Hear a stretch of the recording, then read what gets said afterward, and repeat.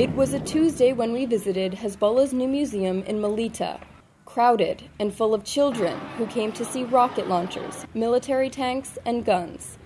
I came to see the resistors, their lives, how they sat, how they fought, how they defeated Israel, and how they sacrificed their lives for us, says this woman. She brought her 2 children for an afternoon of jihadi tourism. The new museum built by Hezbollah celebrates the war guerrilla fighters waged against Israeli forces beginning in 1982. This is a great honor. The resistance sacrificed with blood and with many people, so we take pride in this, she says. The Hezbollah tourist site is located on a mountaintop, previously a frontline base for guerrilla fighters during the Israeli occupation of Lebanese territory. They remained at the outpost for 18 years. Here in Melita, our role is to make clear and to give a clear evidence that what happened is real.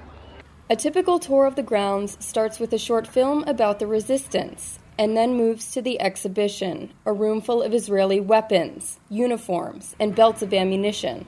The tour doesn't stop there.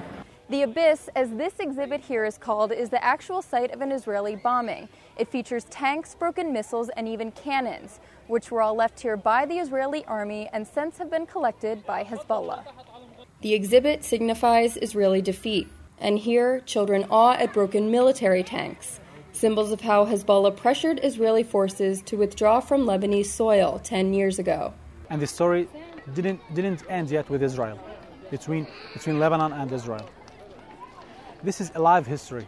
After visitors tour exhibits featuring Israeli weapons, they then walk through this forest where actual combat was carried out.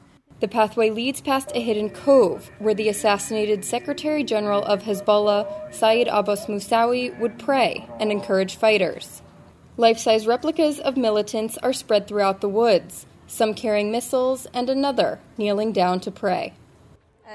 Coming here, I learned about new technologies that I wasn't aware of and saw how the resistors were fighting, says visitor Wala Al-Yusuf. They were fighting and planning from an underground bunker, carved 200 meters through the mountain. It was a hideout, an area used for planning military strategy. The tunnel then opens to an outlook where visitors can stop and see the villages below.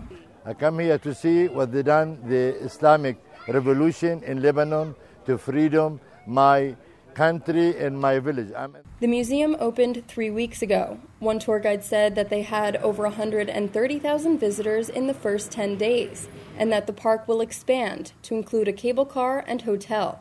This is the largest museum Hezbollah has built, and unlike the others, is meant to be permanent. With Now Lebanon, I'm Sarah Lynch.